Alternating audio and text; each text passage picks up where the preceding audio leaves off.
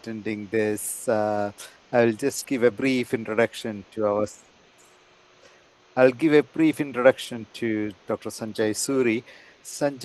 Dr. Sanjay grew up in Nashik, Maharashtra, and studied medicine at BJ Medical College, Pune, where he completed MD in pediatrics. He came to the UK in early 1990s and has recently retired as a consultant pediatrician in South Yorkshire. He describes himself as retired and rewired. And he has a special interest in neurodiversity. During his career, he was a pediatric training program director for over 10 years, and he developed an interest in trainee well-being and developed Surviving and Thriving course for pediatric trainees. As a training director, he supported many trainees during his training, and his role prompted him to pursue Mindfulness Teacher training program through the Center for Mindfulness Research and Practice at Bangor University in Wales. He's a qualified mindfulness teacher who is passionate about well-being of all doctors, and he delivers mindfulness training to the local deanery and for an organization called Doctors Training in the UK. Together with his wife Shubhata, they run mindfulness retreats and seminars. He also delivers orientation sessions to international medical graduates to UK practice, educational and clinical supervision courses, peer mentoring and coaching sessions. He's also an expert in medico-legal report writing practice, and he provides as an expert opinion as a pediatrician in cases of clinical negligence and condition and prognosis. He, along with his wife Subhada, developed an app called Prem Seva to help carers in India look after their elderly relatives at home. He enjoys writing and reading poetry, outdoor pursuits such as walking, cycling, swimming, yoga, and traveling. He has two grown-up children. Tanmay is an emergency doctor, and Gaurav is an economist working in London. He has two lovely grandchildren, Rafferty and Soul, Tanmay's children. And he is currently pursuing a yoga teacher training program and wishes to teach yoga combined with mindfulness. Over to you, Dr. Suri. Lovely. Thank you so much, Dr. Saju, for that kind introduction. I just thought I'd start a little bit. I mean, I've already been introduced, so that saves me a little bit of time. But it's lovely to see everyone here, and it's nice that you've got your cameras on. Those of you who don't have them on, maybe there is a good reason for it.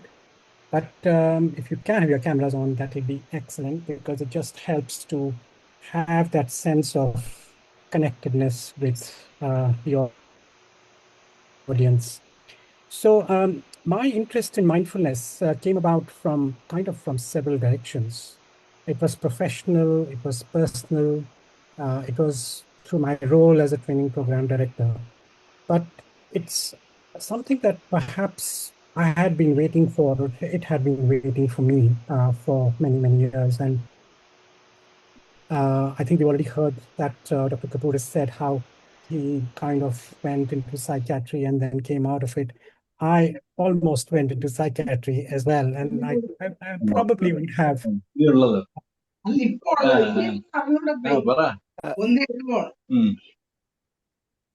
Sorry, please mute your mute.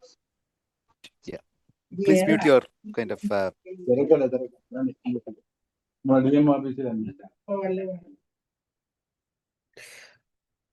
Okay, yeah. So it'll be helpful if everybody's on mute, because then there'll be plenty of time for discussion at the end.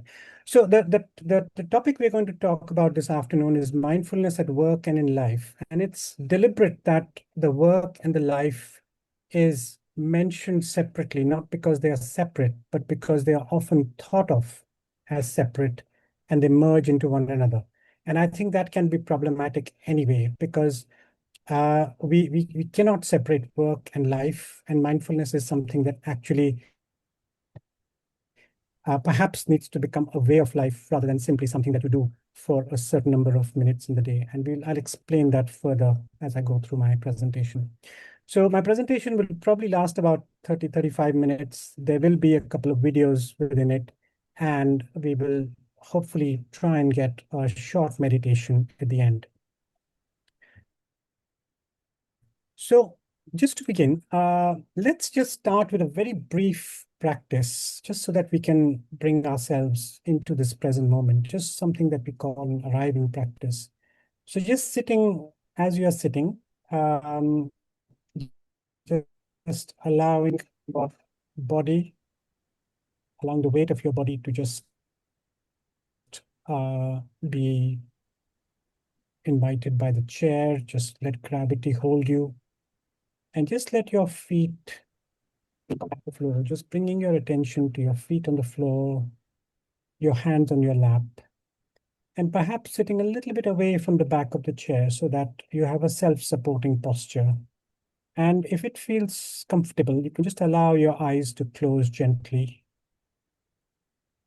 A posture of steadiness, steadfastness, alertness, allowing the shoulders to relax, allowing the whole body to relax into the chair, into the seat, whatever you're sitting on. I'm just inviting you to bring your attention to your breath. Just noticing the breath coming into the body and leaving the body. So you don't have to do anything deliberate. There's no method. All you have to do is notice breath coming into the body, breath leaving the body. Over and over again, just noticing the sensation of breathing. You're not thinking about breathing. You're not trying to breathe in any particular way. You're not changing your breath. You're simply noticing the breath coming in and leaving the body.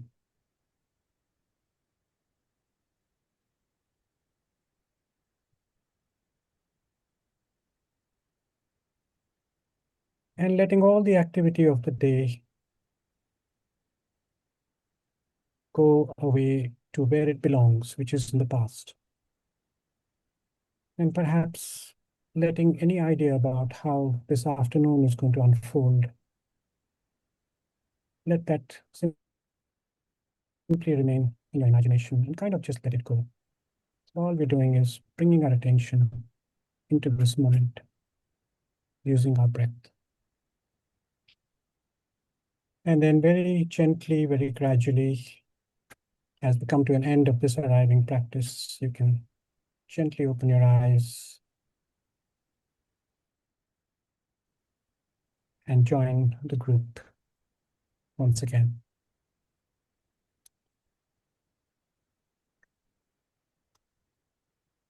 So just some housekeeping.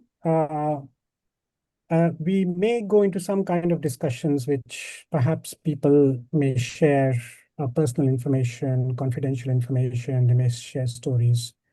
I think one of the kind of ground rules we follow with these kind of sessions is that we keep everything confidential. We keep it within the confines of this group and not share it outside the group to people who have not attended this session. I've put my phone on silent, and I would urge you to do the same, because if you're, and of course, if you're on mute, that's absolutely fine. But perhaps for the next 30, 35 minutes, if we can just try and take this journey together, so that we can truly have a dialogue at the end of it around what came up for you, what kind of thoughts you had, what kind of comments you'd like to make, and how this could be an ongoing conversation to help the well-being of ourselves as well as our colleagues. So just very quickly, we won't have time for introductions because it's a short session, but just a few items in chat. Just put a few phrases or words to say, what are you hoping to get out of this session? Just a few words in chat, please.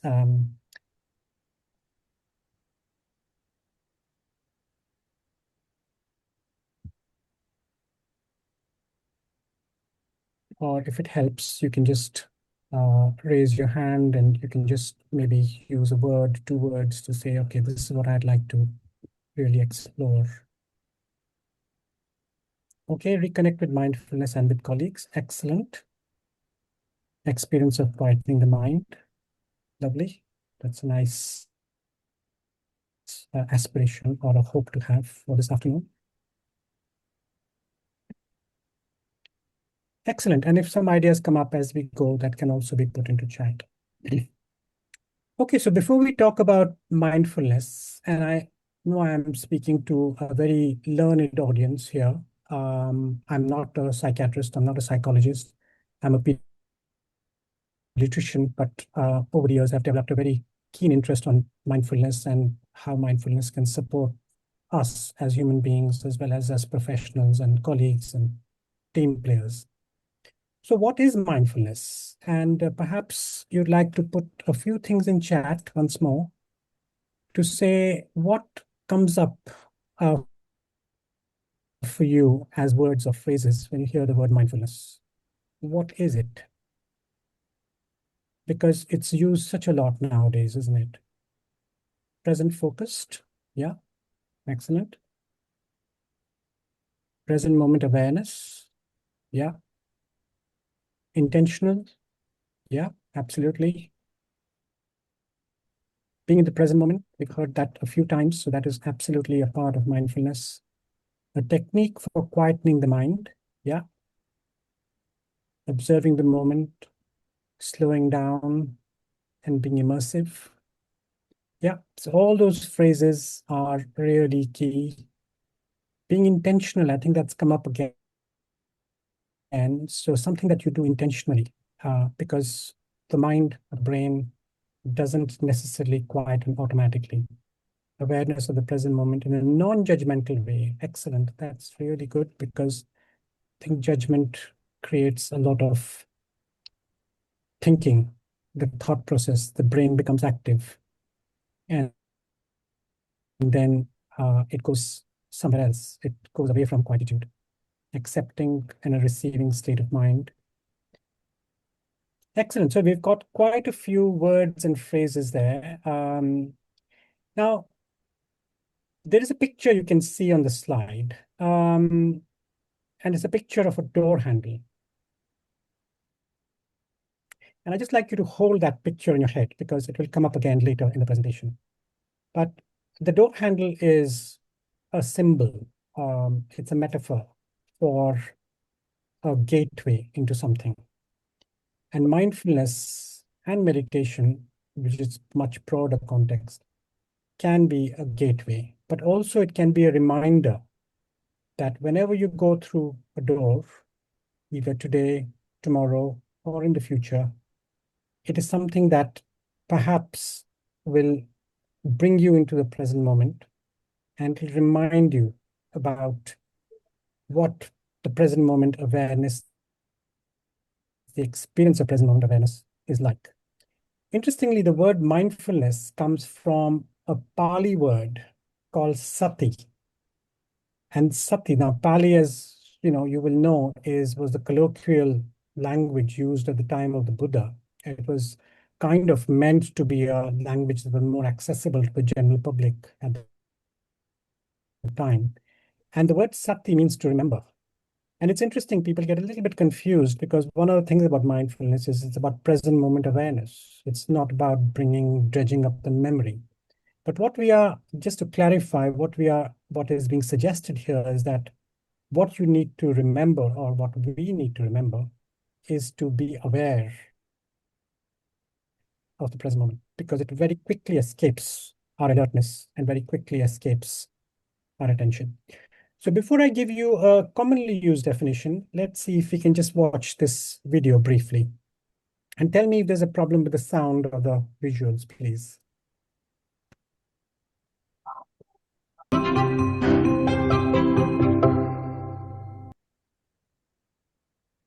You may have heard this word mindfulness. It's become something of a buzz phrase of late. I'm going to give you one simple, serviceable definition, which is this. Mindfulness is the ability to know what's happening in your head at any given moment without getting carried away by it. Imagine how useful this could be. Just as an example, driving down the road and somebody cuts you off in traffic. How do you normally react? I think most of us, we normally react by having a thought, which is, I'm pissed. And then what happens next? You immediately, habitually, reflexively inhabit that thought. You actually become pissed. There's no buffer between the stimulus and your reaction. With just a little bit of mindfulness, in that same situation, you might notice my chest is buzzing, my ears are turning red, I'm having a starburst of self-righteous thoughts, I'm getting angry. But you don't necessarily have to act on it and chase that person down the road, screaming at them with your kids in the back of the car thinking you've gone nuts. Now, you might be thinking, don't I need to get angry sometimes? Aren't I justified? I would say yes, but probably not as much as you think. The proposition here is not that you should be rendered by mindfulness into some lifeless, non-judgmental blob. The proposition is that you should learn how to respond wisely to things that happen to you, rather than just reacting blindly. And that, my friends, is a superpower. How do you get it? The way to get it is through meditation. I believe that meditation and mindfulness are the next big public health revolution. In the 1940s, if you told somebody you were going running, they would have said, who's chasing you? But then what happened next? The scientists swooped in, they showed that physical exercise is really good for you, and now all of us do it, and if we don't, we feel guilty about it. And that's where I think we're headed with mindfulness and meditation. It's going to join the pantheon of no-brainers like brushing your teeth, eating well, and taking the meds your doctor prescribed for you. Let me just close by saying, mindfulness is not going to solve all of your problems. It's not going to render your life a nonstop parade of unicorns and rainbows. Nonetheless, this is a superpower, and one that is accessible by you immediately.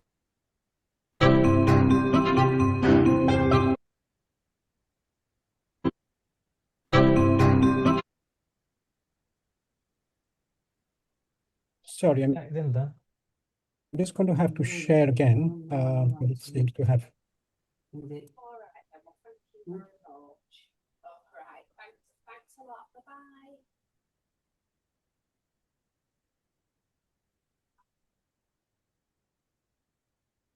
Bye-bye. Okay, so just having heard that really fun video, a fairly commonly used definition given by Professor John Kabat-Zinn, who's an emeritus professor at Harvard, who actually started the whole kind of research into mindfulness back in the 80s when he developed the mindfulness-based stress reduction course. And this is the definition that's given by him. There will be other definitions as well. But I think some of you have contributed to the phrases which we asked you to put in chat. And I think it kind of brought a lot of the words and the phrases that I use. So it's paying attention. That's probably the most important. So it's not about doing anything particular. It's about paying attention to whatever is unfolding, but you're doing it on purpose. And I think some of you use the word intentional, which is absolutely right, because the brain defaults into mind wandering very, very quickly. So you have to pay attention on purpose in the present moment. Now, sometimes there's a misconception that mindfulness is just about living for the moment, living life for the moment. And living for the moment is different from living in the moment, because people often want to live for the moment when life is going well, when they're enjoying themselves. Just have a good time, have a blast. But being mindful means you're in the present moment no matter what is unfolding in your life. And that is the challenge. And one of the ways to do it is, as was pointed out, non-judgmentally. Now, judgment comes very easily to us. We don't have to practice it. We don't have to develop any skills around judgment. It happens so easily. So blame, judgment, opinions are very, human beings are very, very quick at that. But if we can try very deliberately approach what is unfolding in a non-judgmental fashion with curiosity and with kindness. So curiosity and kindness almost help the process of approaching the present moment as it's unfolding without judgment. So these are the pillars of mindfulness that have been given, and lots have been written about all these, but I'd just like to focus on some of these One is the beginner's mind. So beginner's mind is like, you look at something like almost with the curiosity and the novelty that a child on the seashore looks at a shell or a stone or a pebble. They've seen it for the first time. So could you see whatever's unfolding in your life with a freshness that is similar to that childlike approach? We talked about non-judgment. It requires acceptance and requires patience. So it's a slow burner. Mindfulness is not an instant fix. In fact, some would argue it's not even a fix. It is actually a way of life. And you have to trust the process. It's a little bit like, you take a pot and you put some seeds in it, and you put some soil and you water it and you expose it to sunlight, and then you wait. And after a few weeks, you will see a few shoots emerge. And I think we are fairly confident that those shoots will emerge. And it's just the right conditions need to be there for the mindfulness practice to unfold. So what is curiosity? Now, curiosity is less about asking why. It's more about sometimes just noticing, oh, something has come up. This is different. So you're noticing there is something I'm feeling right now. So you can perhaps notice where you're feeling it. You can notice how it is different from what you were feeling earlier. You can notice the mind's tendency to name the feeling. You can notice how the mind does not want to stay with unpleasant feelings. You can notice how the mind reaches out and grasps for things it likes and wants more of it. And all this while saying to yourself, it's okay. This is what the mind does. It's fine. And it's okay for it to be okay. And it's okay for it not to be okay as well. So if something doesn't feel right, if you feel something unpleasant is coming up, then you can say to yourself, it's okay for me not to like this. And that itself can be a whole area of exploration for the mind. Now, all this is a matter of practice. It's an experiential practice, and the wisdom comes out of that experience. It's very difficult to kind of describe it, almost like it's very difficult to describe a color or describe something that is intangible or abstract. And the other thing is kindness. Now, kindness is increasingly being kind of replaced with the word compassion. They're not the same, but kindness is something that is very accessible as a word and as a feeling. We know what it feels like to be kind. It's like the kind of feeling you have maybe towards a child or somebody who is weak or like an animal, or even another human being, a friend, a family member. Compassion is something completely different. It's a different level of energy to it. And Dalai Lama very beautifully puts it to say that compassion is noticing suffering, and not just noticing suffering, being motivated and driven to do something about it. And one of the things that came to me during this whole experience of this journey in mindfulness was how compassion should probably first be offered to myself. And we all need to do that. To start with offering compassion to yourself. Now, because we grow up in societies where we are meant to be selfless. We are not meant to look after ourselves before we look after other people. That is considered selfish. And I think doctors in particular have, I think, suffered and continue to suffer because of that kind of ethos, I think, which is mistaken, which has driven our work ethic for many decades, I would say centuries now. And the time has come to perhaps think about that differently. So people say, okay, my mind wanders. So what? Yeah, absolutely. The mind wanders because that's what the mind does. You put people in a scanner and you try and map out areas of the brain that your mind goes to, and almost detected and diagnosed, called the default mode network, which you guys will know more about than I do. And that default mode network is a map of a wandering mind. So we can say, okay, fine. So what if the mind wanders?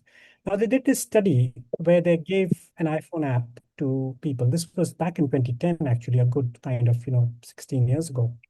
And they found that 47% of people reported that when they were contacted or the alert went up on their phone, their mind was wandering. So it wasn't on the task that they were meant to be on.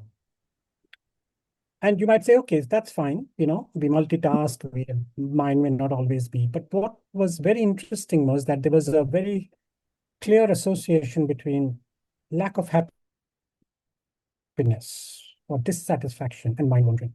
So people whose minds were not wandering were more likely to report higher levels of happiness.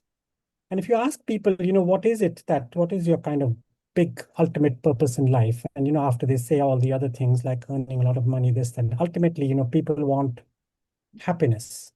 Or maybe nowadays people say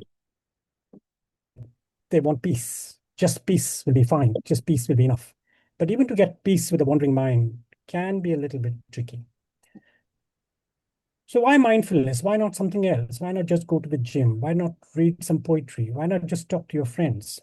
And the beautiful thing about mindfulness is that it's compatible with everything else that you are finding is helping you in your life. Now, there are lots of things that we have which are called adaptive strategies to deal with the stresses of modern living. And there are, of course, dysfunctional strategies. So things like alcohol, smoking, overwork, just expressing your emotions wildly. All these may have problems, or just reactivity, generate more stress. And the body physically responds to that, mentally responds to that. And over a period of time, chronic stress, we know from a lot of studies, is not good for us.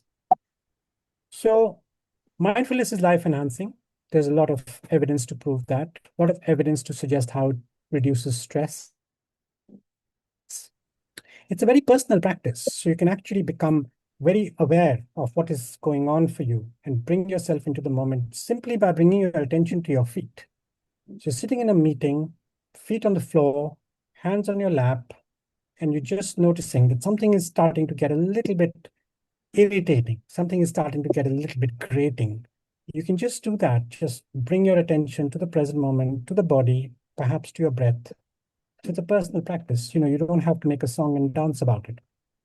It's become very socially acceptable, which is absolutely brilliant. I mean, we've been teaching mindfulness or sharing our knowledge of mindfulness with consultants and doctors over the last 4 or 5 years, which is absolutely amazing because there was not that much receptivity to this kind of an approach about 10 years ago. So mindfulness articles. Now, there's a lot of research interest in mindfulness. And as you can see, after around 2010, there has been a massive increase in the number of articles with mindfulness in the title in academic journals. Not all these studies are of high quality. Some are just anecdotal studies. Some don't have control groups. Some have not defined mindfulness adequately. But given even the kind of, if you really select out the articles, you just look at systematic reviews of randomized controlled trials, you might find 40 or 50 articles out of all this number that actually do find that there is a modest benefit of mindfulness, especially in stress reduction. And it is the mindfulness-based stress reduction course, which myself and Shubhra are trained to deliver, which is the 8-week course, which has been subject to the highest level of kind of scientific scrutiny in terms of the hierarchy of evidence. So it's not simply that people are saying this is a good thing because it feels good.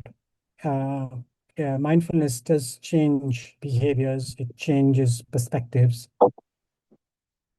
People around you will notice that, yes, something is different about you since you started a regular mindfulness practice. Now, this is a study which I just came across, which is an Indian study looking at burnout. And the figures are pretty staggering. So you've got personal burnout, and I'm not very sure how these are kind of separated out because, burnout is burnout, and your work burnout is going to affect your personal life and will affect your patient care. and your patient safety. But the figures are very, very dramatic. So moderately high to severe burnout, 46%. And this is a self-reported survey. Work-related burnout, 30%, patient-related burnout, 35%. And of course, high burnout is lower figures, single figures, but moderate burnout is pretty endemic. And this is not just in India, this is all over the world. Studies from the UK, studies from, so this is from US, from Japan. So wherever studies have been done, they found that healthcare professionals, especially doctors, are at a very high risk of burnout, or actually are experiencing burnout. So trainees in 2025, there was a 20% risk of burnout and a 41% risk of, sorry, high risk 20%, moderate risk 41%. So 61% of the population of trainees were reporting a moderate to high risk of burnout. And among trainers who are meant to be supporting the trainees, there is also a very high risk of burnout, which is close to like 47%. So up to half of trainers are also reporting high levels of burnout.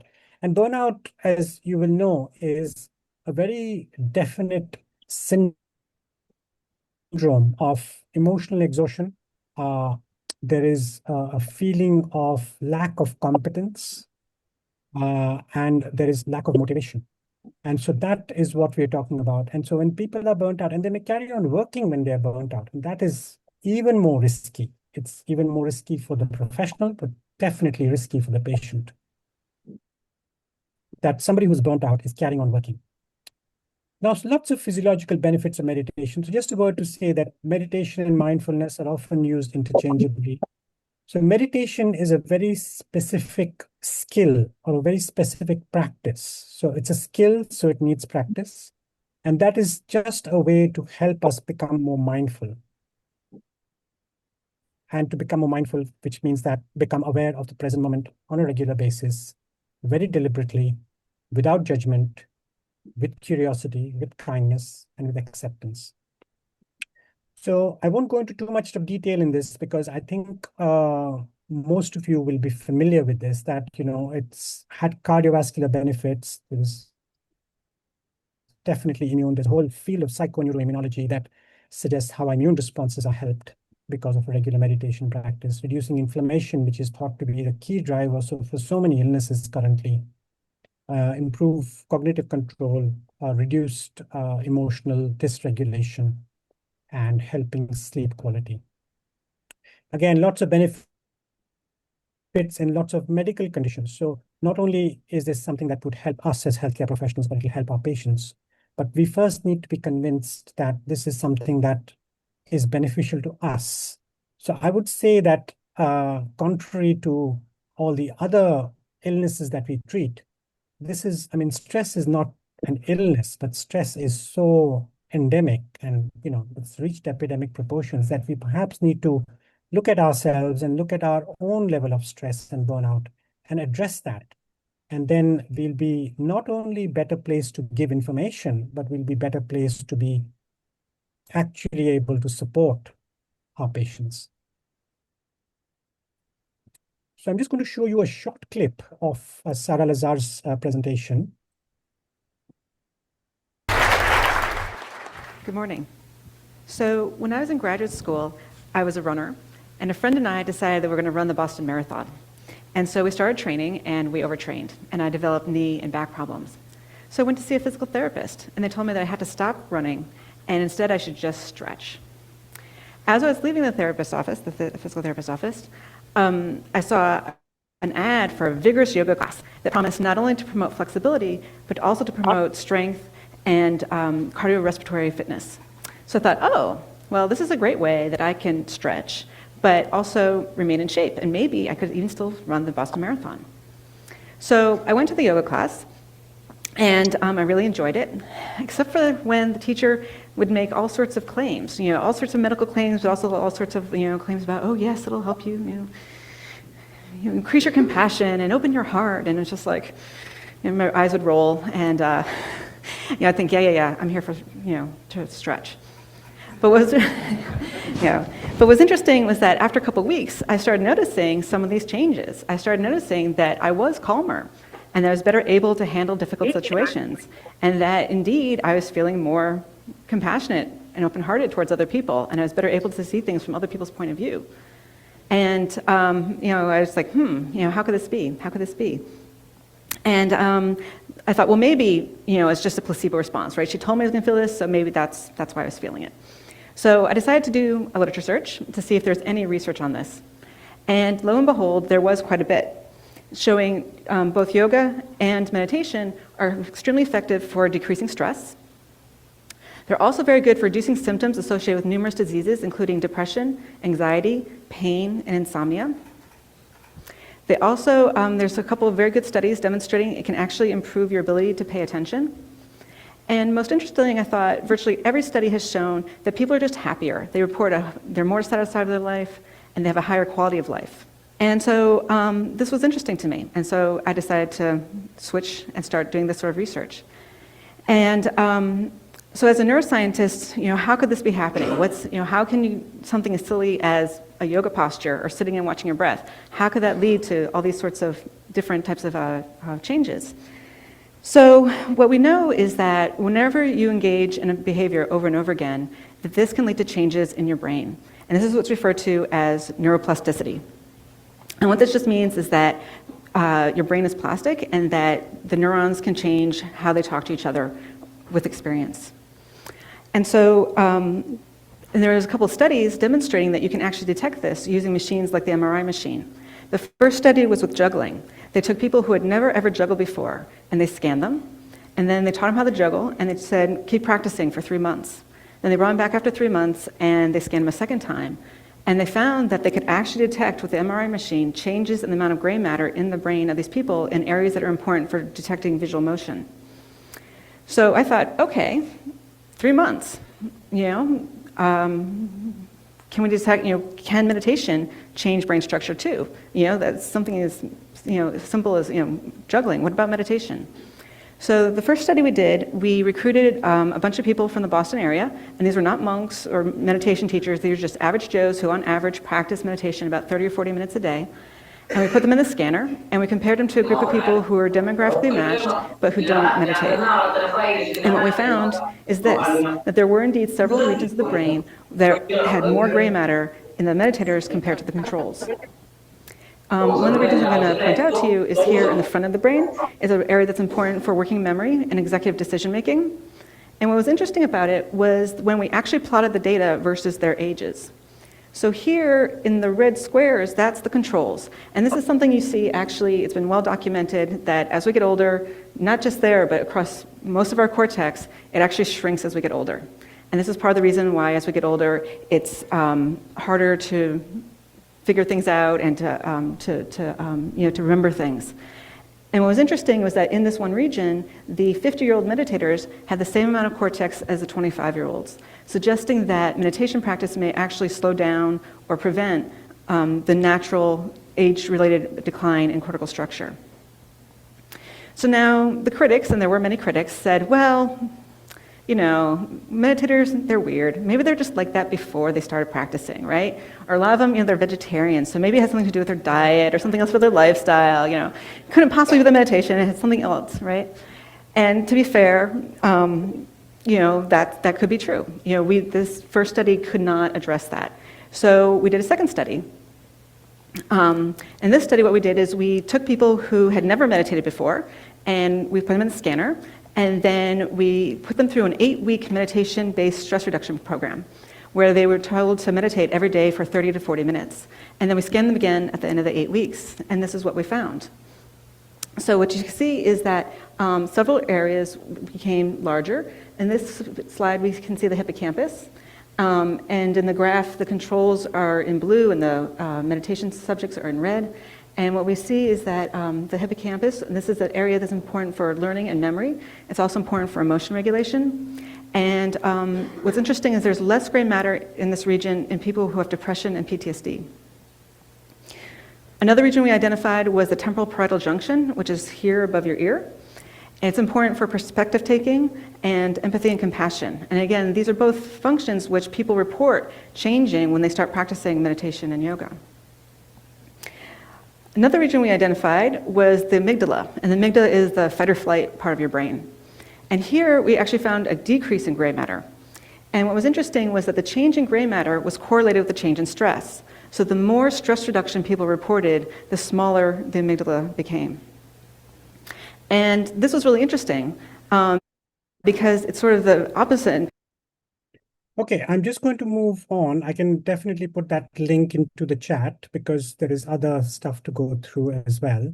And we can come back to the content of the video, maybe perhaps at the end of the presentation. Important thing about meditation and mindfulness is that it's something that we need to develop when things are going relatively okay. Because, as we know, learning anything new is very difficult when we are stressed. So learning something like meditation, which is quite involved, which is actually not very intuitive. It's not like learning something else. Perhaps, as they say, fix the roof when it is sunny and not when it's raining. Concept of autopilot must be familiar to everyone. We do a lot of things that are just automatically encoded in our brains, such as driving to work or maybe preparing a meal or preparing a cup of tea. And autopilot is brilliant because it helps the energy conservation within the brain by creating heuristics or short circuits within the brain, or shortcuts, sorry, not short circuits, but shortcuts within the brain. The difficulty with autopilot sometimes can be is that in autopilot, we are not fully aware of what we are doing. When we are not aware, reactivity can be very, very quick. And a lot of people report that it is the reactive brain that they have that is the source of a lot of their stress. And you don't need to be reactive with somebody. You can be reactive in your own head. Your thinking can be reactive when it doesn't need to be. So this dance between doing and being is often talked about in mindfulness. And often we see ourselves as human doings. We are people who are driven by doing one thing after the other. And whether we can switch that at least several times in the day to actually being. So being present with whatever is unfolding, being present with what is enjoyable, but also being present with what is not very enjoyable and not very pleasant as well. And one of the ways to do that is, as we've discussed earlier, is to use the breath and the body, because the body is always present. The body is never in the past and never in the future. The body is always here. It's in the present. So if we can find a way to be present with the body and with the breath and not try and capture the mind or control the mind or empty the mind or do all the other things that meditation is often associated with, then it becomes a relatively accessible task. So you don't have to become a monk. You don't have to renounce the world. You can actually simply bring your attention to an anchor within the body. And one of the favorite anchors is the breath, but it may not work for everybody because the breath is changeable. The breath may be associated with distress, may be associated with suffering. There may be a lot of emotion is linked to the breath because our breath changes with different emotions. So maybe you can use something more solid, such as, your contact with your body on the chair or the mat. Or you can simply place a hand on your tummy and just notice how it rises and falls with the in-breath and the out-breath. Another hand on the chest just to see what is actually taking place without actually changing anything. So the important thing is, because the mind's tendency is always to change things. The mind is always looking and grasping for something that is different from what is experiencing. And that's one of the kind of factors that underlies boredom. When I'm bored, I want to be doing something. I want to be doing something different. There's no novelty in this. And sometimes it's useful to just sit with boredom and just experience it. Stress response, very common in the animal kingdom, and we have very, very similar physiological responses when we are stressed. Even when we're not being chased by a cheetah, but the body's response is the same. But what the gazelle can do is it can go back to grazing. And what we are unable to do as human beings is to go back to grazing. We go back to ruminating. And we constantly churn up the same messages that are coming from our brain in the hope that as long as we think about something often enough, it might actually go away. And the problem is that it doesn't go away, it just takes its own sweet time. So we've talked a little bit about the neuroscience of reaction and response. So won't dwell on that. But one of the things that I would like to say is that one of the key skills that we perhaps need to learn when we are doing our meditation and mindfulness is to understand how we can pause when there is a stimulus applied to us. I think the difficulty is that often we don't even know a stimulus is applied. The first thing we notice is the reaction. So we became angry. That was the reaction. The stimulus kind of is almost in retrospect that you say, oh, right, in hindsight, I think that was the trigger. I was hungry, somebody said this, I didn't press the pause button, I became angry. And of course, then you have to deal with the after effects of becoming angry and the reactivity. So if you have this space between stimulus and response, and you use that wisely, then perhaps that could be a recipe for peace, a recipe for happiness. So Haruki Murakami says, and this is often replicated in a lot of Buddhist sayings, which is that pain is inevitable.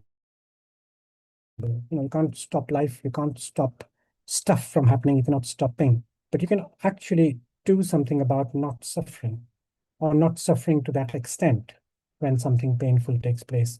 And they describe it as the second arrow. So the first arrow being the painful episode, and the suffering is the second arrow, something that we do have some agency over. So I don't know how we are doing for time and whether there's time for a brief meditation. Saju, what do you think? Is that okay? Sorry, I can't hear you. We're a bit, sorry, it is about 8 minutes to 1 hour. So probably a bit of discussion now, maybe better. And if there is time, yeah. Okay, no problem. That's So fine. 1 hour session, isn't it, Arjun? Yeah. Yeah, no problem. So just very quickly So before anybody, I mean, it's open for people. Yeah. yeah. I'll Okay, just go ahead. finish off, Saju, with a couple of slides and then we can open it up. So there is something called 5 Ways to Wellbeing, which is something you may have come across. And that is to perhaps think about these things on a weekly basis. Have you connected? Are you active in some way? Are you noticing? And that's where the mindfulness comes in. Are you learning something new? And are you giving of your time, of your presence, and of your words? Won't dwell too much on the coping matrix, but this is something that we used to use with our trainees. But it's useful to think about short practices. So think about the door handle. Think about the STOP acronym. So when something stressful takes place, just stop, take a breath, observe what is happening, and then proceed. And then just coming back to the breath, as we've discussed earlier, can just be a moment of allowing you to pause and just bring you into the moment. Feet on the floor is very, very effective because it's non-judgmental. I think the judgments are the ones that we create, but the body itself is non-judgmental. And you can just stand tall, sit tall like a mountain. So there are lots of resources available, and I can share a resources slide with you, which you can look at later on. Lots of books available as well. And there's a website that we have that, you can perhaps take the QR code of that, and there is some resources on that as well. So thank you very much for listening. Happy to take any questions.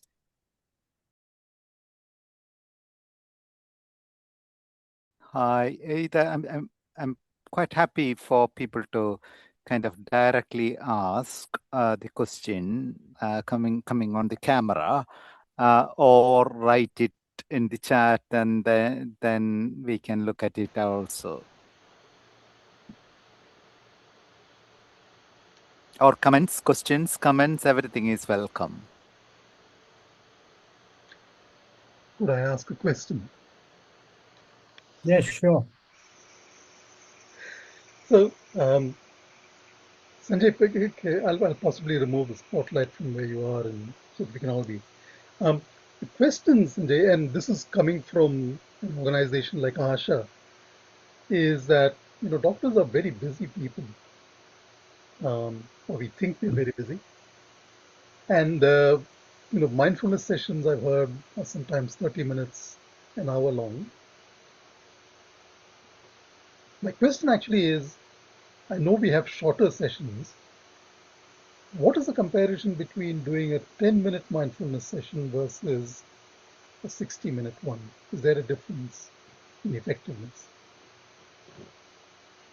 Yeah, I think a lot of thanks, Arun, for that question. I think a lot of the research has been done. I mean, a lot of the research started in North America. It's been done with 30 to 40-minute sessions done at least sort of 5 to 6 times in the week.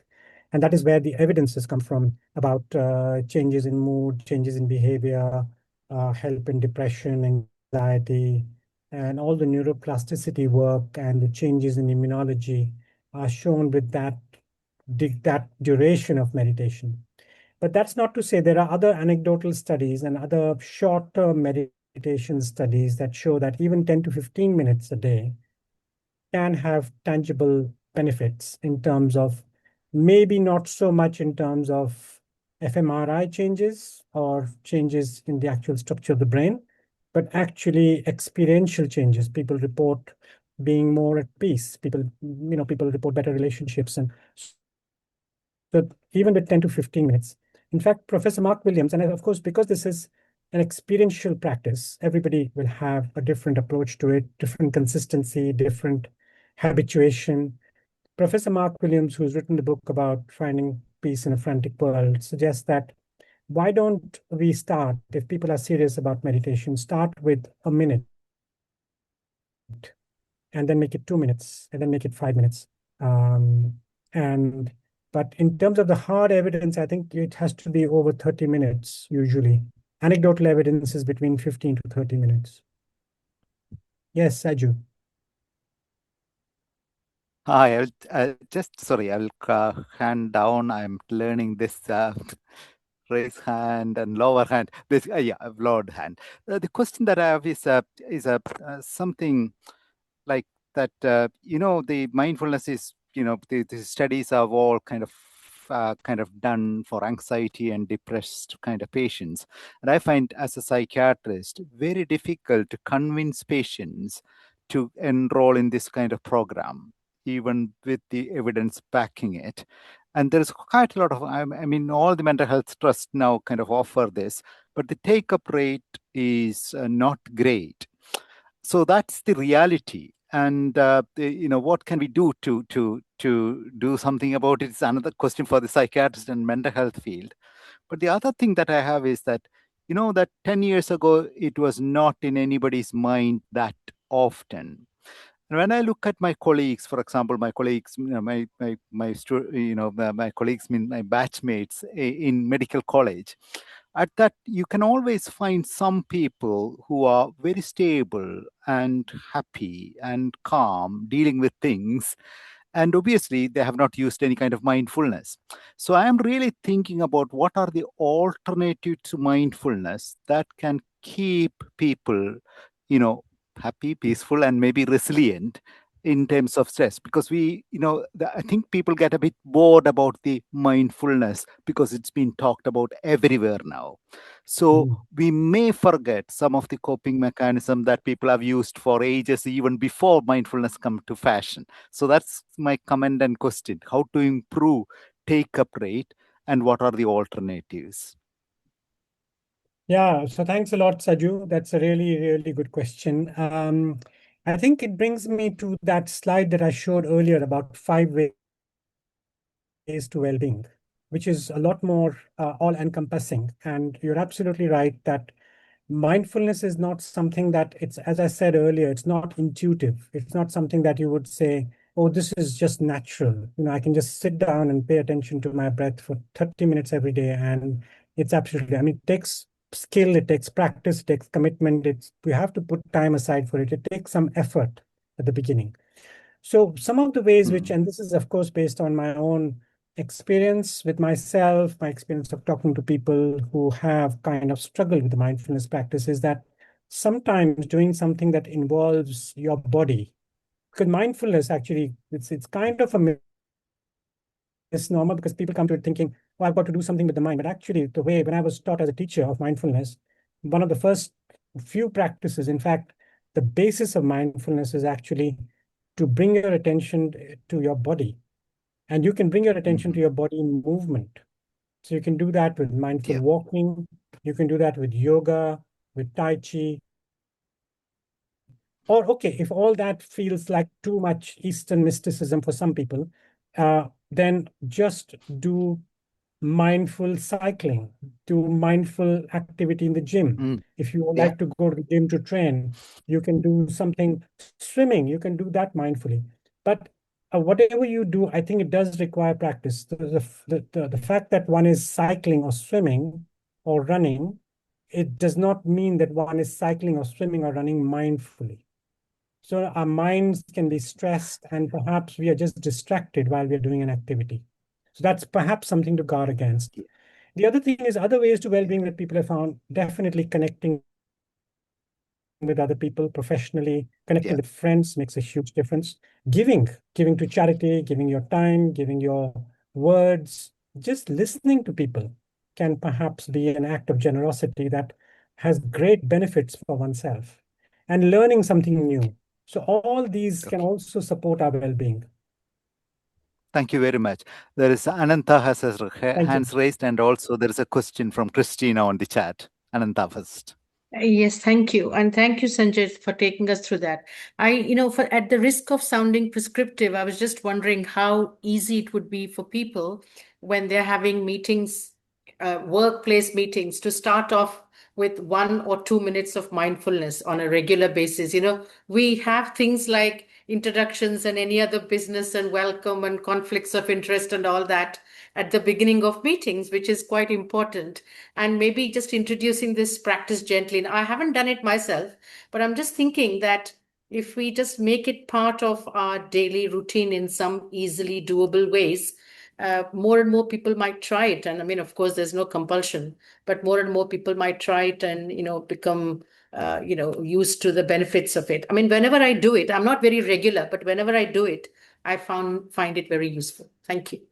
Thank you for your. Thank you, Ananda. I think that's a really good idea. And I think, as you've mentioned yourself, I think it's the acceptability, the implementation that's perhaps a little bit of the challenge. But I'm not sure that that is necessarily going to be a problem. I mean, if you had asked me 6-7 years ago, will mindfulness, will meditation become mainstream? And my answer was very pessimistic. I said, probably not. And I said the doctors will not adopt it. Healthcare nurses may take it up, the therapists may take it up, but I cannot see any doctors taking up meditation. And I was proved entirely wrong. So I think you're absolutely right. I think starting a meeting, even with, I don't know, 4 or 5 minutes built into the agenda to say, we're just going to, and don't call it meditation. Just say, we're just going to be quiet, because you'll have a different kind of conversation. People will approach each other with a little bit more kindness than we currently do. So thanks for that suggestion. Christina, I can see your comment and your hands is also up. So go ahead. Yeah, my comment I leave away. I think I'd like to respond to what Dr. Saju said about I'm also a psychiatrist. So one of the reasons I'm here is not just for myself. I do talk about, obviously, if we may use a generic term, stress management techniques under various guises. And I do talk about this. And I think what is happening now is unlike the older generation, shall I call ourselves the older generation, Saju?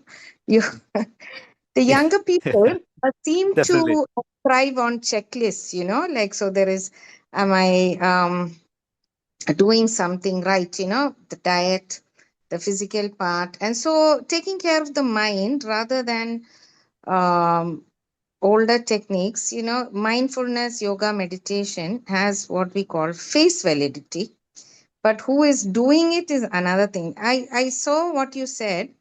I, as a person, because as an early psychiatry trainee, we were taught about deep breathing exercise, muscular relaxation techniques. So I do use this personally, but it's never a half hour where I actually sit down and do this. I use it on the spur of the moment. You might say in a reactive way, you take your breaths, you try to distance yourself from what you call your reactive emotion. So this is probably what I use more, because particularly in India, everybody's on the go, and very often your schedules are chaotic, so I don't know how many people have the luxury of taking half an hour off, so very often what I prescribe is a few of these techniques, but very much on the go, which is not quite what is, evidence based. There's no evidence to say that whenever you feel a little off or something is too painful, you just do this for 10 seconds, but you need, and see whether you can tide over the issue as a pure stress management technique. But the spirit is of mindfulness, where you are observing yourself, you're slowing down, you're focusing on your body, therefore defocusing on painful emotions. That the pain of the emotion you manage to defocus, which is what you're taught in that half hour. The other technique about how people used to cope earlier. Yes, I'm glad you brought that up, Saju, because now we have a checklist of you do 1, 2, 3, 4, 5, 6, 7 things, and unless you do these things, there's something wrong with you. The positive psychology movement. If you do not do these things, then you're not doing enough for yourself. So I was thinking, and in the ASHA group, I was talking about people don't talk enough about trying to find some happiness or meaning. I sometimes see people I work with, they have solid problems, but they're solid problems. They just seem to, they're handling it, but they're finding joy maybe in their work, meaning in their work, meaning in some other role that they're good at, and I wonder sometimes whether we've forgotten to talk about this, about how important resilience is, whether we have Christina, forgotten to just talk about this. My comment is too long, I Christina. agree. Yeah. No. It's all interesting because it's a whole Yeah. point of discussion is doing that. But I am giving the chance to Sanjay to give some kind of response to that. Yeah, thank you, Saju, and thanks, Christina. It's really, really good points. I think there are so many, I think human beings are so complex that to reduce it to simply paying attention to your breath cannot be the whole story. That is one point I'd like to make. The other point is that we never know what's actually happening in people's lives. And I've seen a few examples of colleagues who seem to be resilient, seem But then to be just model colleagues. They can manage anything, they can take anything on their chin, and suddenly here they've gone off sick. So there is a lot of story, there's lots of stuff that's happening in people's lives that even they are not aware of the impact of that on them. So they just keel over one day and say, no, just can't do it. I've made a mistake at work. I don't want to appear at work or something like that. And of course, there is a subset of people who actually don't seem to they say to me, oh, I don't need this because I am mindful anyway. And my response, whether internal or verbalized, is that that's absolutely fine. This is just an offering. This is just something I wasn't aware of to the extent that I'm aware of now. I found it beneficial. In some ways, I found it just fed into my curiosity about self-awareness. And all we are suggesting is that there is ancient wisdom backing it.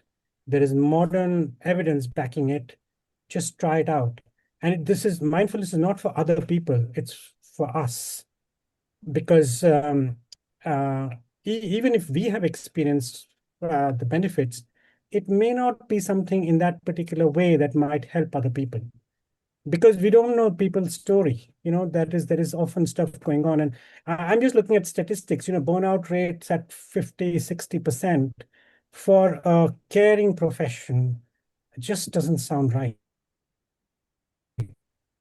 So maybe mindfulness is not the answer. Any other comments? I'll find some way. Sir, Anirudh, yes. Yeah. you very rightly put that the actual mindfulness, because when I try to meditate, I used to try to meditate and sit quietly and following the breath. I was not able to. My mind was so distracted. So then I got a timer. So I started putting on the timer and I forgot that how much time I am spending.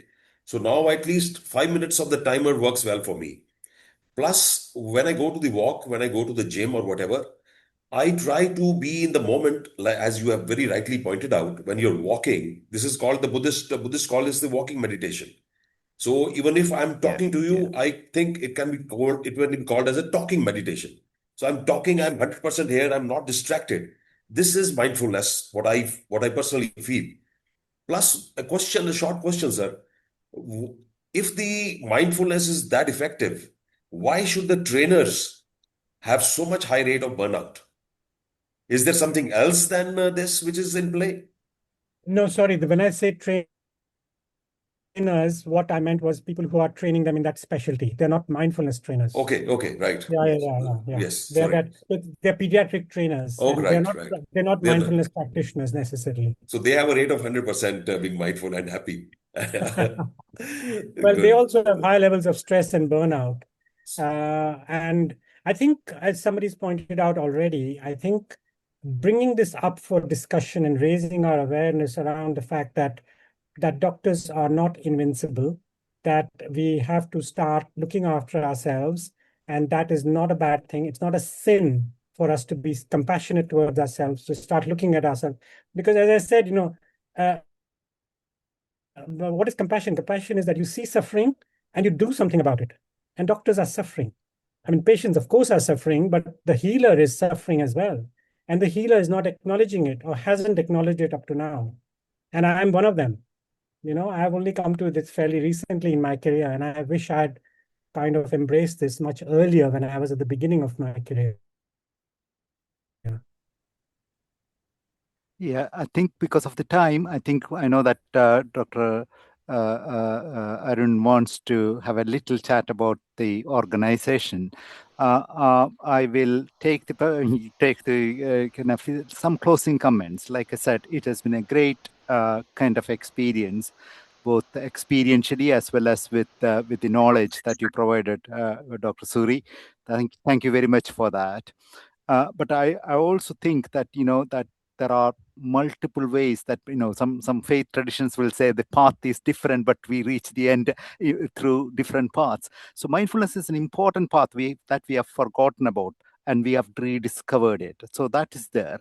But there are other parts also, like Christina said, relaxation, progressive muscular relaxation, everything was helpful to many people in the past, but that's gone downhill nowadays. So I think keep looking, and whatever is working out for you, whether it's meaning, whether it's purpose, whether it's other kind of relaxing kind of things, that all can come together to help people in a state of stress.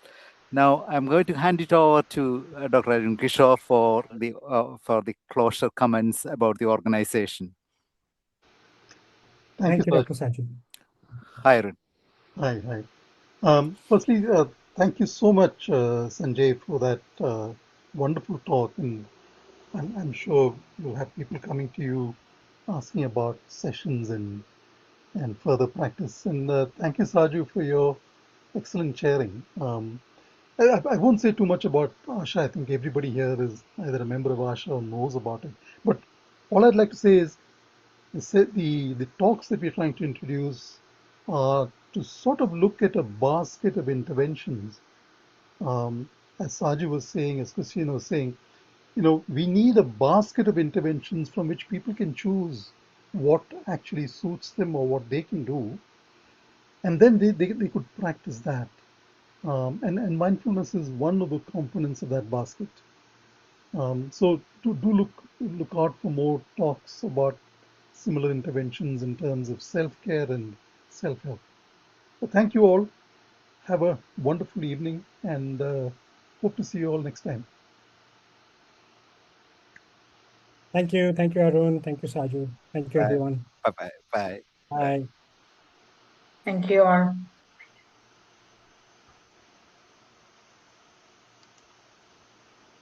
Hi, Arun.